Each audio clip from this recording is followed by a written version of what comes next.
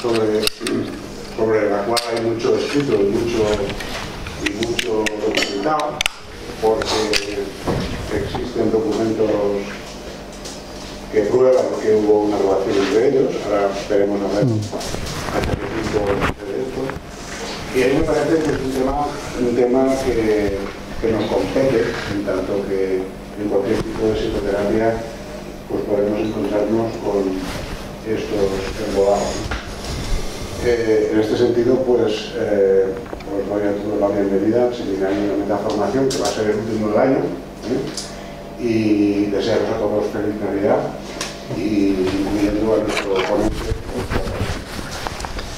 Pues buenos días, muchas gracias por la invitación. Y como os han dicho, y trabajo en la fe, actualmente en la unidad de agudos, pero pues tengo un vaso de agua, una botellita, algo. Ah, perfecto. También por las tardes, junto con un amplio grupo de compañeros, trabajamos en un hospital privado de Valencia, quizá algunos lo conoceréis, el Hospital Casa de la Salud, y allí pues desde hace bastantes años empezamos un núcleo muy reducido y hemos ido incorporando gente, y tenemos una pequeña unidad de psiquiatría. Entonces también hacemos algo parecido aquí. A veces hacemos charlas, coloquios de temas que tienen una relación pues no demasiado directa con la clínica o con la terapéutica.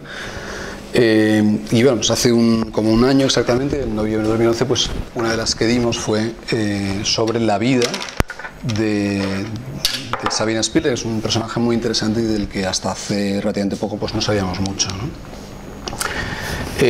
Pues lo que os comentaba, si algún día queréis echar un vistazo, desde hace unos meses tenemos una página web, el dominio es unidadepsiquiatría.es, y esta es otra que dimos no hace mucho sobre trastorno bipolar en el cine, y esta es la que se corresponde, que fue en 17 de noviembre de 2011, sobre la película que en aquel momento no se había estrenado, estaba a punto de estrenarse. Yo había leído alguna cosa, tenía una cierta información sobre Sabina, pero no mucha. Entonces, bueno, pues preparando esto me picó la curiosidad y estuvimos viendo, y la verdad es que es un personaje muy muy interesante, como ahora veréis, y muy poco conocido, ¿no? La película Un método peligroso se basa fundamentalmente en un libro del mismo título, pero que en España ha sido traducido como La historia secreta del psicoanálisis. Es un libro que salió hace ya algunos años, está agotado, no se ha reeditado, pero en librerías de viejo es muy fácil de encontrar. Ni ver libros, si no lo conocéis, hay una web que coordina la mayor parte de librerías de viejo de España, y es económico, y es un libro que está muy bien. El título, la verdad es que no hace justicia al contenido, porque trata fundamentalmente la relación entre Sabina y Jung, también Freud, y básicamente la película hay algunas aportaciones de algún otro libro, básicamente es el libro de Kerr. Yo la película la he visto, y la verdad es que la película no hace justicia ni al libro, que como os digo, el libro yo creo es bastante interesante, ni a la vida de Sabina. Se centra en aspectos bastante anecdóticos, y cuando acaba la película pues no conocemos ni quién fue Sabina ni realmente la importancia que tuvo, que a mi modo de ver pues fue no pequeña, ¿no? De Sabina no sabíamos prácticamente nada hasta los años 80, ¿no? Lo único que se sabía, algún comentario y fundamentalmente una nota a pie de página de Freud, en Más allá del principio del placer, donde dice que Sabina pues ya planteó algo así, y era prácticamente la única información directa que teníamos de esta profesional, de esta psicoanalista. En el año 77 se realizan unas obras en el Palacio Wilson, que había sido la sede del Instituto Jean-Jacques Rousseau de Psicología de Ginebra, y entonces en un sótano aparece una maleta grande con un montón de documentos, de cartas de Sabina a Jung, de Jung a Sabina, de Sabina a Freud, de Freud a Sabina, de artículos, de borradores, de cartas, de borradores de cartas. Aparece mucha documentación. Esa documentación se la entregan a un psicoanalista italiano de orientación junguiana, que es Aldo Caro Tenuto, y él publica un libro, que es Una secreta simetría, en los años 80. Es un libro que ha quedado superado por los descubrimientos posteriores, pero bueno, todavía sigue teniendo una cierta utilidad porque la mayor parte de documentos, de cartas, los transcribe tal cual, ¿no?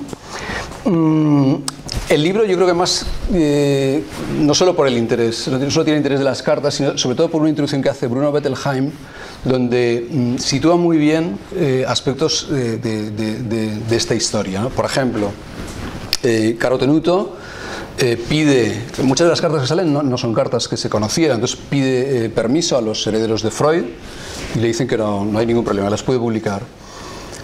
Pide permiso a los herederos de Jung y le dicen que no, que esas cartas no se pueden publicar. Entonces sabemos lo que le dijo Sabina a Jung, pero no lo que le decía Jung a Sabina. Entonces, una de las cosas que Bettelheim dice, y no se le ocurre preguntar a los herederos de Sabina. Hay dos sobrinos que todavía viven, uno en Rusia y otro en Israel. Y Bettelheim dice, parece como si el derecho a la privacidad del terapeuta tuviera más importancia que el derecho a la privacidad del paciente, ¿no? Errores de esos cometen muchos, ¿no? Él se refiere a veces indistintamente como la señorita Spielrein o Sabina, pero nunca habla de Carl refiriéndose a Jung, ¿no? Utiliza, la simetría con la que él titula el libro se convierte en una cierta simetría al tratar a los distintos protagonistas de la historia, ¿no? Y algo que luego con la información que ha ido saliendo también queda muy superado es que intenta en la medida de lo posible pues, proteger a Jung de algo que no tiene demasiada posibilidad de protección. Muy poco después aparece en el archivo de Eduard Claparède, también aparece otra maleta con textos de Sabina, y en el de Georges de Morsier, que es un discípulo de Clérambault que luego se dedicó a la neuropsicología, ¿no? Eso ha dado pie a que se siga investigando y en la actualidad sabemos bastantes cosas que en el momento de la primera publicación de Carotenuto del 82 no sabíamos, ¿no? Luego veremos un poco las idas y venidas, toda la trayectoria personal. Todo esto que se conserva es porque en el momento que Sabina se marcha a Rusia, tiene previsto volver y ella pide un visado para estar 2 meses, solo que por razones distintas no vuelve y entonces toda la documentación que ha guardado esperando volver a utilizarla cuando regrese, pues se queda allí en el sótano y es la que aparece cuando hacen las obras, ¿no? Claparède, que es otro de los personajes en los cuales aparece bastante documentación, es el padre de la psicopedagogía. Es un médico, psicólogo y pedagogo, fue catedrático, fue el editor de la primera revista francesa de psicología que dirigió hasta su muerte y es el que suma el saber de la pedagogía de la psicología y es el creador de lo que ahora conocemos como psicopedagogía, y eso permitió que Ginebra en aquellos años se convirtiera pues, un poco en el centro europeo de la pedagogía, de la psicopedagogía, ¿no? El continuador de la obra de Claparède fue Jean Piaget y ya se ve en esa documentación que Sabina fue tanto la psicoanalista de Claparède como de Jean Piaget. El que vaya apareciendo toda esta documentación ha dado lugar a obras de teatro y a otras 2 películas que yo creo que tienen mucho más interés, pero no han tenido apenas distribución en nuestro país.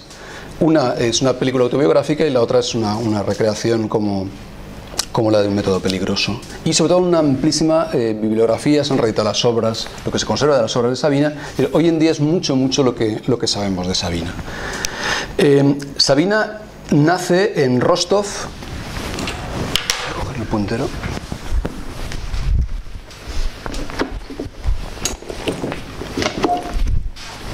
Ya lo tengo aquí.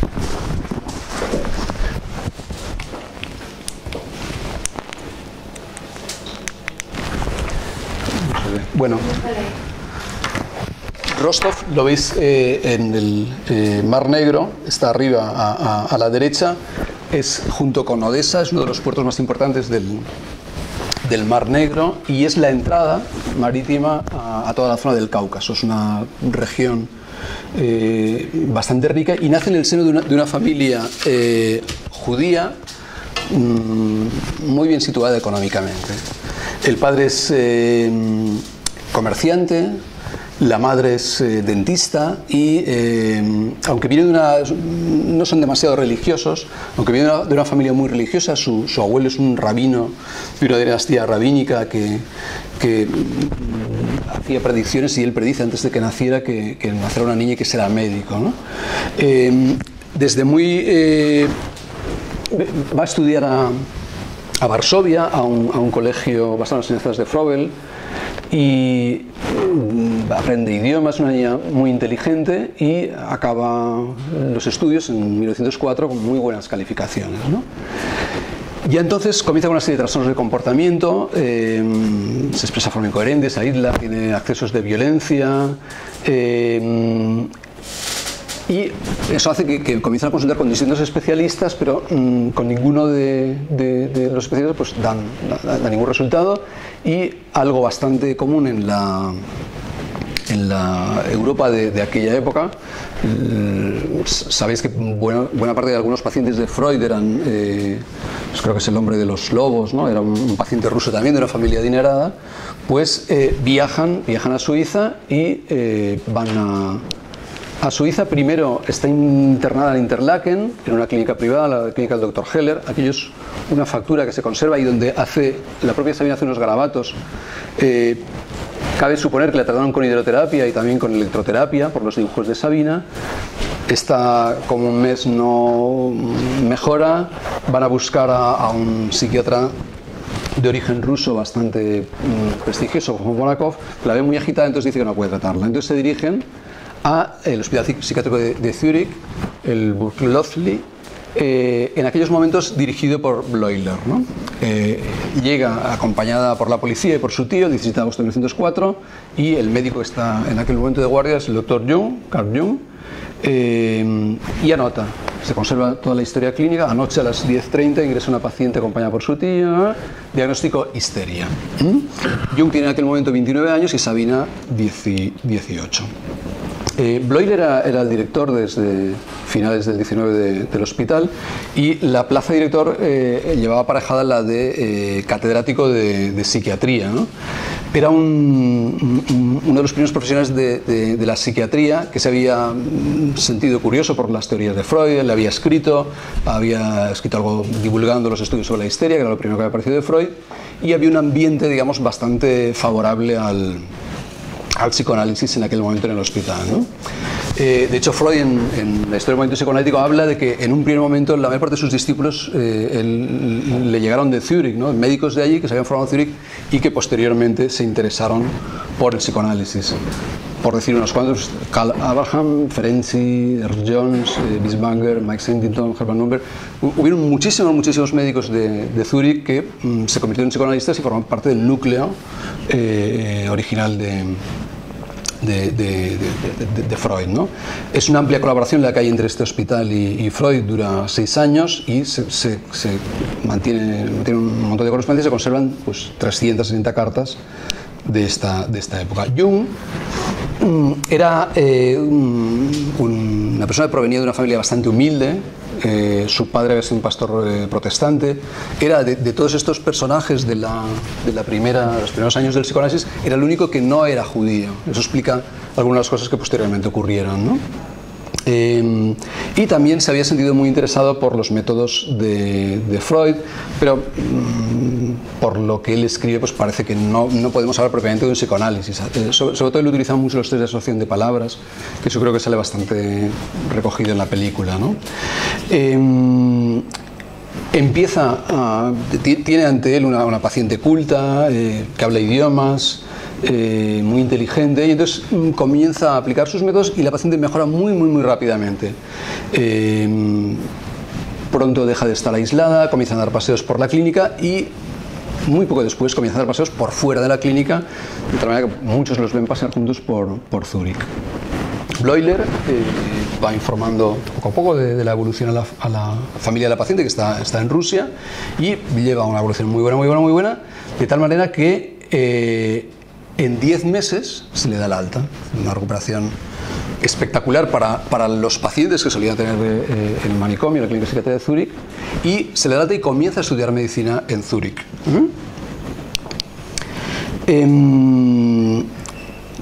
Jung, por esas fechas, ella se la da alta en junio y 2-3 meses antes pasa a ser médico asistente, que es una categoría en la cual ella puede tener pacientes privados y atenderlos fuera de la clínica, y por eso Sabina se convierte en una paciente privada suya ambulatoria.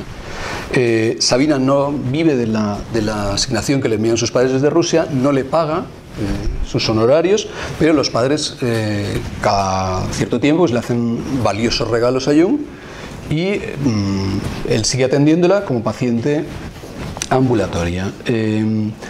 Sabina tiene una formación musical y se plantea estudiar piano, pero Jung le aconseja que estudie psiquiatría, le dice que está especialmente dotada y que lo que debería es estudiar psiquiatría. Y al final pues, decide estudiar psiquiatría. Termina por enamorarse. Parece que sí, que la primera que rompe un poco el encuadre terapéutico es Sabina, pero Jung se presta un poco a aquella relación y al final queda Jung atrapado en esta relación. Sabina, que no lo oculta, en una de las cartas a la madre le dice que tiene una relación, que tiene un affair con Jung, y esta claro, se asusta y le escribe a Jung diciéndole que por favor que no haga esto con su hija, que lo que debería hacer, bastante juiciosamente la madre le explica, es transferir a su hija a otro profesional, ¿no? Más adulta, más experimentado, ¿no? Jung le dice que sí. Primera mentira, dice que sí, que la va a transferir, y utilizando un impresor hospital que ya no podía, puesto que era una paciente externa y una paciente privada, hace un informe que dice que le va a enviar al doctor Freud a Viena para que el doctor Freud se ocupe de la paciente y le faculta a la madre para que lo utilice como crea conveniente, ¿no? El informe que se considera el informe sobre la señorita Spilding para el profesor Freud de Viena. En el informe cuenta pues, que ha analizado a la paciente sobre los métodos psicoanalíticos y tal, y durante el tratamiento la paciente tuvo la desgracia de enamorarse de mí. Ahora le he hablado de amor a su madre con gran entusiasmo y presentación. La madre desea ahora, en caso de emergencia, derivarlo a tratamiento, lo que he acordado con ella. Pero Jung nunca le envía este informe a Freud. Freud lo desconocerá, este informe aparece años después, nunca se envió, con lo cual Sabina sigue en Zúrich y no hay ningún cambio en la relación entre ellos. Muy poco después es cuando por primera vez Jung le escribe a Freud, ¿no? Pero es una carta a la que le envías protocolaria, no lo conoce nada. Le dice, mire, doctor Freud, le envío un artículo que he publicado, a ver si quiere usted hacer el favor de leerlo y me da su opinión y tal, y le envía un artículo suyo, y Freud, de la misma manera, pues le envía otro artículo, muchas gracias y tal, ahora le envío yo uno a mí y tal, ¿no? No han tenido ninguna relación personal, no se conocen, y muy poco después ya le escribe una carta en la cual le transmite un problema, ¿eh? Y le dice, tengo que abreaccionar, un término muy utilizado en la época, con usted un acontecimiento muy reciente. Estoy tratando actualmente una histeria con arreglo a su método, un caso grave, una estudiante rusa de 20 años, enferma desde hace 6. Le relata un poco la historia de la paciente y dice, le quedaría sumamente agradecido si me comunicase en pocas palabras su opinión sobre esta historia. Queda claro que es la relación que él tiene tan complicada con Sabina lo que determinó que Jung se pusiera en contacto con Freud. Entonces, Sabina sirve un poco de puente entre Jung y Freud, y es el primer problema que Jung le plantea. Pero Freud oculta información, es decir, no la identifica. Jung le plantea a lo largo de la relación que tienen dudas sobre muchas relaciones, pero todos están identificados, o bien por el nombre de pila o por las iniciales. No habla de una señorita, de una estudiante rusa, pero no dice nada de quién es. Quizá, y de eso debía ser bastante Jung, porque él se inició con la de las 70 palabras, algunos sugieren porque Spielrein significa juego limpio, ¿no? El fair play en inglés, ¿no? Quizá hay algo, ¿no? que Freud que Jung sabe, perdón, que tiene que ver con que él no está jugando limpio con la paciente. Pero tampoco es una paciente grave, como le dice. Todo lo contrario, en unos meses la ha dado de alta. Está viviendo sola, está estudiando medicina. Posiblemente es de los casos más leves, menos complicados que ha habido en el hospital. Pero tampoco es reciente. Es una paciente que lleva años de tratamiento y lleva un montón de tiempo ya de alta. Bettelheim dice que lo que es reciente es la relación que han iniciado y casi él se atreve a decir la relación sexual las relaciones sexuales que comienzan a tener, ¿no? Entonces la ayuda no es tanto por saber qué tiene que hacer con la paciente, sino qué tiene que hacer él con la relación con la paciente. Bettelheim muy interesantemente dice que esta ocultación del papel determinante de la sexualidad que se inicia en el primer contacto entre ambos es lo que al final acabará rompiendo la relación. Es decir, simplificando mucho, Jung rechaza la importancia que Freud da a la sexualidad como determinante de muchas conductas, y él se convierte en un ejemplo de ello. Es decir, que él tiene un affair, tiene un lío, tiene una relación con una paciente y a través de una serie de subterfugios le consulta, pero sin decirle realmente cuál es el motivo real de la consulta. Muy poco después se ven y Freud, que como os decía, se mueve en un ambiente exclusivamente judío, de repente se encuentra con un profesional protestante, es un médico prestigioso de una de las clínicas más importantes de Europa, y comienza en muy poco tiempo a pensar que él va a ser el sucesor y él va a ser el que se va a ocupar cuando él vaya envejeciendo de ser la cabeza visible de la asociación psicoanalítica, ¿no? Meses después, Jung le comenta que se va a celebrar el primer congreso internacional en Ámsterdam, Psiquiatría y Neurología, y que va a presentar un trabajo sobre teorías modernas de la histeria. Tampoco le dice que es de Sabina de quien va a hablar en esta primera comunicación, ¿no? Y en este primer trabajo, en el año 1907, en el Congreso de Psiquiatría y Neurología, le habla de una histeria psicótica, una joven de 20 años, inteligente, ¿no? Es algo que tampoco conocerá Freud hasta años después. Pero la relación entre ellos comienza a ser conocida, y en Zúrich pues ya se habla de que el doctor Jung va a separarse de su mujer, tiene un lío con una paciente, se va a casar con ella, etc., ¿no? Jung, que como os decía, venía de una familia muy humilde, había conseguido casarse con Emma, que era una familia adinerada, y todo esto le angustia mucho. Él sabe que ha violado el código deontológico y además está casado. Entonces, sin dar ningún motivo, a pesar de que tiene una carrera muy prometedora en el hospital, el 7 de marzo del 1909 presenta la renuncia. Dice que no quiere seguir trabajando más en el hospital y que se marcha. No se lo explican, pero le es aceptada, y muy poco después, el 13 de abril de 1909, ya deja de trabajar y ya siempre trabajó en la actividad privada. Deja ya en ese momento de ser su paciente, pero seguirán manteniendo una relación por carta durante algunos años, ¿no? El mismo día que ha presentado la renuncia al hospital, le escribe a Freud y comienza ya a decirle algo de lo que le está ocurriendo, ¿no? Me está atormentando un complejo, una paciente, ha armado un escándalo porque me negué a hacerle un hijo, me he mantenido dentro de los límites de un gentleman, pero ante mi sensible conciencia no me siento completamente limpio de culpa. Y ello es lo que nos duele, porque mis intenciones siempre han sido puras. Usted sabe muy bien que el diablo puede emplear las mejores cosas para producir fango. He aprendido en la incredosis de sabiduría conyugal. En esos momentos que Freud considera poco menos a Jung como su sucesor, su futuro sucesor, no le da mucha importancia y cree totalmente lo que Jung le dice. He oído hablar a través de un neurólogo, de Mundman, he oído hablar de la paciente a través de la cual usted entró en contacto con la ingratitud neurótica de los rechazados. Mundman vino a verme y aludió a una señora que se presentaba en público como amante suya. Ambos sospechamos en que la cosa debía ser distinta y no era explicable sin tener en cuenta la neurosis del que la presentaba. Ser calumniado y quemarnos a causa del amor con que operamos, de ahí los riesgos de nuestro oficio, pero no por ello renunciaremos a obtener el mismo.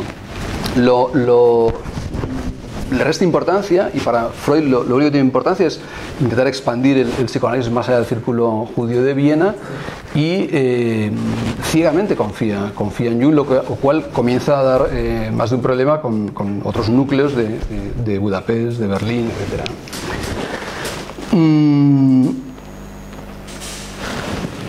poco después ya Jung le dice que la señorita Spillray es la que le he escrito, la que presenté en la conferencia, y empieza a decirle que gran parte de la producción teórica hasta ese momento tiene que ver con Sabina. Era mi primer caso psicoanalítico, conservé especial afecto hacia ella, la relación se prolongó durante años. Y entonces Sabina, que cuando Jung deja el hospital no quiere ya verla, que está intentando hablar con Jung, como ve que no tiene acceso a él, le dice que va a ir a hablar con Freud y le va a contar todo lo que ha ocurrido. Entonces Jung ya le alerta a Freud diciendo, cuidado que esta señorita posiblemente va a acudir a Viena a hablar con usted, ¿no? Efectivamente, Sabina le escribe, le estaría muy agradecida si me concediera una entrevista, tiene algo de gran importancia para mí, que también... Y muy poco después, la verdad es que en algunos de los libros se subraya la rapidez con que funcionaba el correo, ¿no? Porque Sabina escribe el 30 de mayo y el 3 de junio ya está contestándole Freud a Jung, ¿no? En la Europa de aquellos años, ¿no? ¿Quién es ella? Una entrometida, una chismosa, una paranoica. Freud le dice que se ha hecho el tonto y que le ha intentado convencer a Sabina para que lo resuelva de un modo endopsíquico, que no se entere en terceras personas, que es lo mejor para ella. Y vuelve a insistir Sabina, y entonces le cuenta detalles, comienza a contar ya detalles de su relación, primero a su amigo, luego a su amante, le decía que se iba a separar de la mujer, que iba a tener un hijo, etcétera, etcétera, y que ella era la pieza más importante del medallón, las dos eran simplemente perlas del collar, etcétera, etcétera, y le cuenta que su madre ha recibido una carta que no puede haber escrito más que la mujer de Jung, en la cual le da detalles, miren, los han visto en tal sitio, pasa tal y tal noche en la pensión con Sabina, y entonces le dice, yo soy una persona que quiere lo mejor para su hija, y por favor haga usted algo porque la va a destruir el doctor Jung, ¿no? La familia le escribe a Jung nuevamente pidiéndole explicaciones, y Jung les envía una carta que yo creo que puede clasificarse en los anales de la infamia, ¿no? Entonces en la carta le viene a decir que, bueno, era su paciente, sí, pero él no cobraba. Luego, como no cobraba, en una paciente que uno no cobra, pues puede ocurrir lo que ocurre entre dos amigos, ¿no? Me he convertido en médico en amigo en la medida que dejé de reprimir mis sentimientos. Me resultó sencillo renunciar a mi papel de médico, ya que nunca me sentí médicamente responsable al no exigir nunca una retribución. Para un hombre joven es imposible tener sesiones de amistad. Un médico y una paciente pueden hablar de cualquier asunto limitado, siempre y cuando hayan unos horarios de por medio. Y entonces le dice, por lo tanto, para permanecer en la posición de médico, como usted desea, le propongo fijar un horario adecuado a mis prestaciones. De esta manera usted estará absolutamente seguro de que cualesquiera sean las circunstancias, respetaré mi deber de médico. Si continúo como amigo de su hija, en cambio, habrá que dejar al destino lo que haya de suceder, pues nada puede impedir a dos amigos que hagan lo que quieran. Y te dice, si quiere que respete a su hija, mis horarios son 10 francos por hora, por consulta. Y le aconseja que le abonen los 10 francos. La familia se enoja, plantean ir a Zúrich, hablar con Bleuler, presentar la denuncia y tal, pero al final desisten y muy acertadamente dicen que estamos con Dios y no era más que un pobre diablo, ¿no? Pero Sabina no se da por vencida y sigue, después de la carta, pidiendo hablar con Jung. Y le dice que vale, pueden romper, pero con 3 condiciones. Primera, que tiene que decirle a Freud que fue su amante, confesar que fue su amante. Segunda, que se disculpe por la carta que ha escrito a sus padres. Y tercero, que Freud le escriba a ella diciendo que efectivamente le ha confesado que es su amante y que la carta no tenía ninguna justificación. Sabía conseguir las tres exigencias, ¿no? Esta es la carta de Jung del 21 de junio. Ha intervenido a ver una señorita Spillray y ha hablado conmigo del modo más correcto, poniendo en claro que el rumor que gira en torno a mí no procede en absoluto de ella. Por un inexplicable delirio de referencia, atribuye a ella el rumor, lo cual quiero rectificar aquí. Por otro lado, la señorita Spillray se ha liberado del mejor modo posible de la transferencia sin experimentar ninguna recaída. La intención de ir a verle a usted no era con afán de investigar, sino buscar el camino de tener una entrevista conmigo.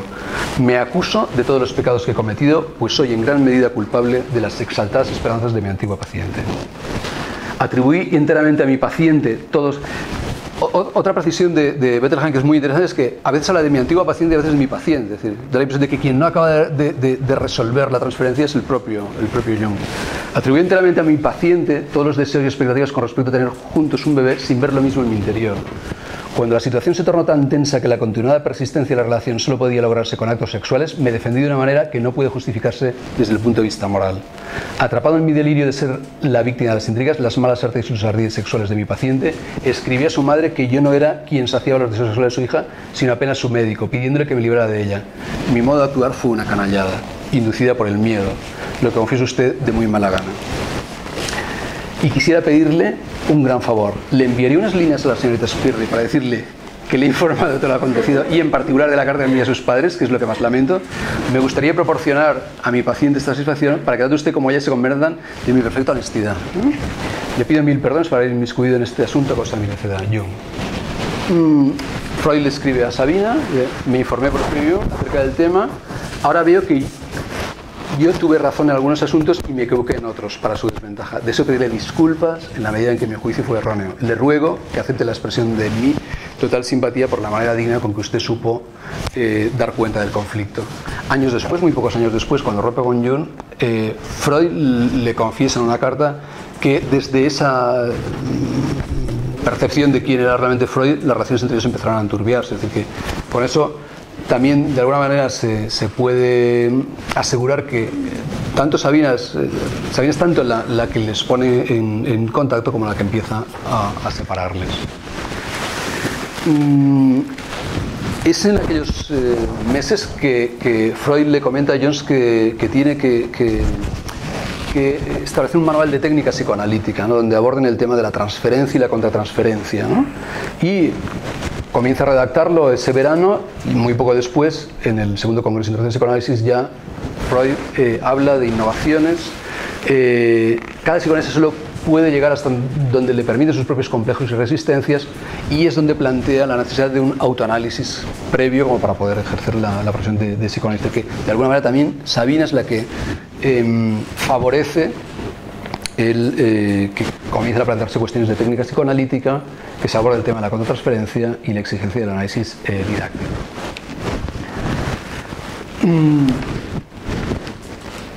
En el septiembre de 1911, Sabina termina medicina y se doctora con una tesis, la tesis sobre el contenido psicológico de un caso de esquizofrenia. Es el propio Bleuler quien la dirige.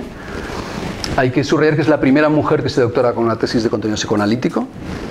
El primer trabajo científico, Bleuler es una idea que tiene, pero todavía no ha escrito nada acerca del término esquizofrenia. El primer trabajo científico donde aparece el término esquizofrenia es de Sabina. Es la primera tesis en medicina donde se utiliza esta terminología de Bleuler, la segunda publicación de una mujer en el psicoanalítico, y tiene solo 26 años. En ese verano se celebra un congreso internacional de psicoanálisis, pero Jung, que ya tiene una nueva amante con la que estará prácticamente el resto de su vida, junto a otras, que es Toni Wolff, asiste al congreso con ella y con su mujer, ¿no? Entonces Sabina busca un pretexto y no asiste a este congreso, pero muy poco después se marcha a Viena, donde entrará directamente en contacto con Freud, y en la primera sesión que se celebra de los miércoles es admitida. Será la psicoanalista más joven de la Asociación Psicoanalítica de Viena, y la segunda a formar parte. La verdad es que la primera era del grupo de Adler y estuvo muy poco tiempo con Adler. Comienza a dar conferencias en el grupo de los miércoles, empieza a atender pacientes y expone el trabajo que comentábamos al principio, que es citado a pie de página por Freud, la destrucción como causa del devenir, en presencia de psicoanalistas como Paul Feder, Otto Rank, etc. Es el primero el primer trabajo psicoanalítico en el que se plantea que el conflicto no se plantea entre las pulsiones de autoconservación y las sexuales, sino entre pulsiones de destrucción y pulsiones sexuales. Freud, que todavía no ha roto con Jung, le escribe hablándole muy favorablemente de la antigua paciente, que es una mujer muy atractiva, inteligente y simpática, y hace un comentario un poco machista. Dice: ahora empiezo a comprender algunas cosas, ¿no? Pero Freud ese mismo día pide que todo lo que publique Sabina se publique en revistas de la Asociación Psicoanalítica y en exclusividad, no aparezcan en ninguna otra parte, ¿no?